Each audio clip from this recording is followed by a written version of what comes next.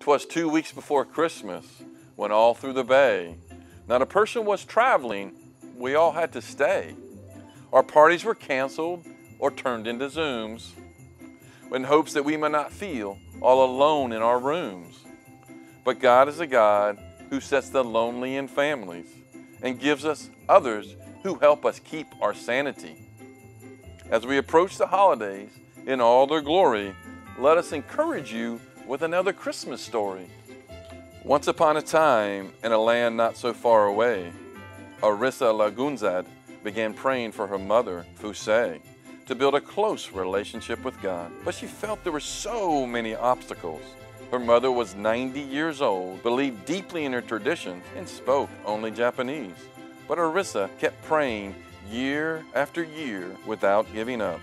A few years ago, Fusay moved in with Arissa and her husband and her family and started coming to church with them. Though Fusay only spoke Japanese, Arissa's friend Micah began translating Bible studies and lessons for her so that she could come to midweek services and study the Bible. The women in Arissa's house church loved up on her mom, prayed for her, shared their lives with her, and treated her like their own mom. After much prayer and love, Fusay was baptized this year in the middle of the pandemic on August 19th. She now studies the Bible with women her age in Japan over Zoom and has begun reaching out to other moms in need of the encouragement of spiritual family. Fusay's story is amazing, and it inspires us to pray.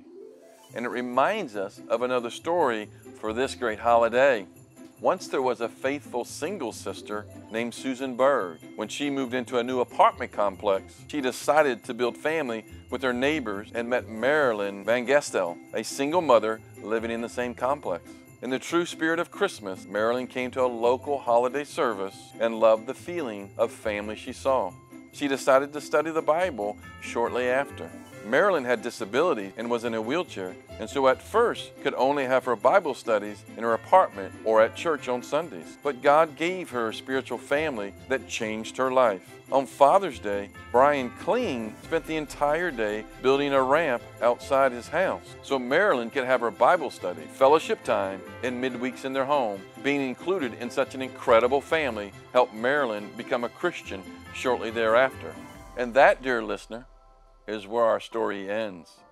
And as we learn that family can come from our friends, I hope you enjoyed these stories I read as you bake another loaf of your sourdough bread.